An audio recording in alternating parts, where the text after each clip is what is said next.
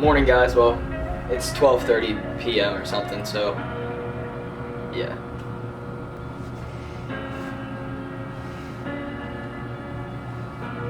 I don't know how to start this.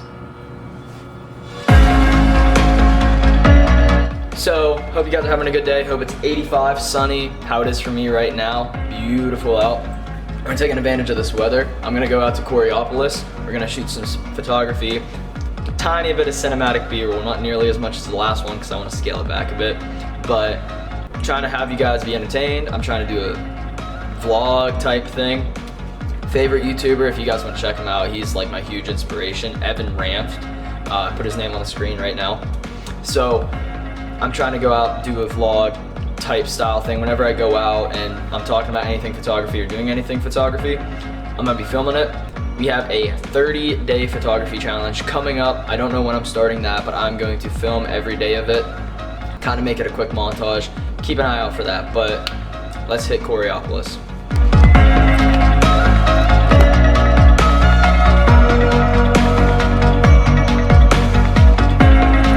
Alright, what's up guys? We have arrived in Coraopolis. Beautiful day, probably not the best day to wear a gray shirt. I'm gonna regret that later, but I have never taken photos here before, so we're gonna see how it goes. I'm hoping that they're clean. I'm hoping that they're not nostalgic, but we'll get the vibe going. Don't you worry.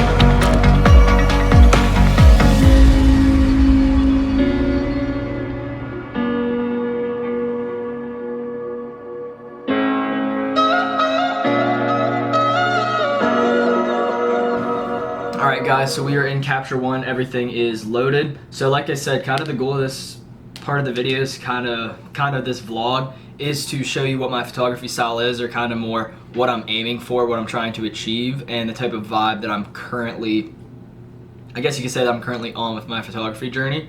So you guys are gonna see how I edit my photos, some of my presets, stuff like that, so let's hit it. First thing I do whenever I am looking at my photos, I determine what lens I shot with, because I created some profiles to fix any distortion or vignetting, you know, this little darker area around the corners right there. So I use my 18 to 55 mil for this picture. So I'm gonna apply this 18 to 55 correction. As you can see, the corners brighten up, it kind of fixes any stuff like that. And I used it for all of these photos from here the whole way to here. So I'm gonna highlight all of them, 18 to 55 correction new, and what that's gonna do is just mass apply it, so that way I don't have to go in on every picture and just select 18 to 55, 18 to 55. All of the distortion and vignetting will automatically be fixed.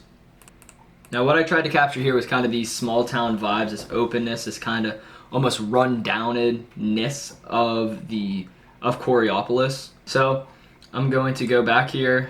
Sometimes I won't use these, sometimes I will, depending on how I'm feeling. Oh, that's Southern Fade. Now, this Southern Fade right here is what I use for a lot of my Georgia pics. Either that or where's Saturated Perovia? I'll use that as well. I think I like the Southern Fade a bit more.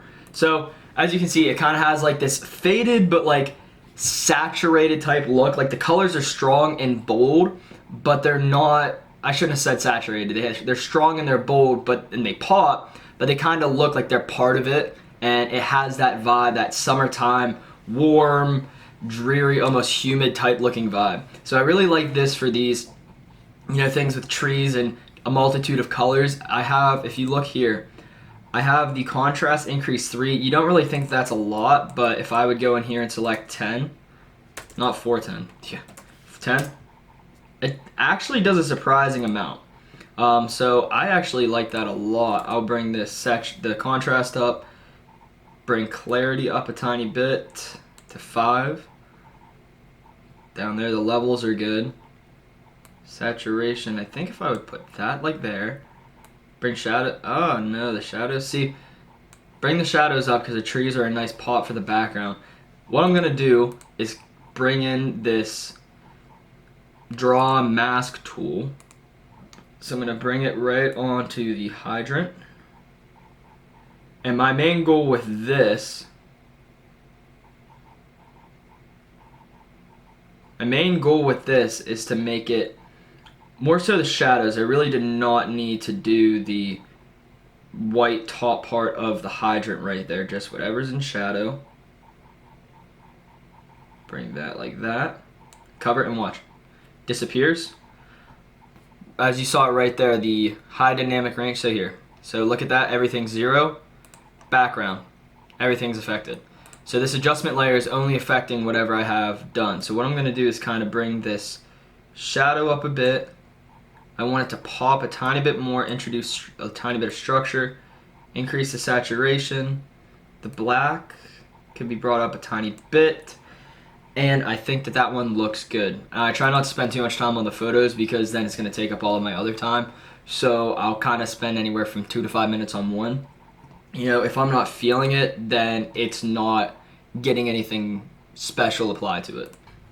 This one right here, I mean, it looks like it's summertime. It looks like it's, I mean, obviously it's bright, it's contrasty. I was shooting this at like 12:30 p.m., so it's peak of the day.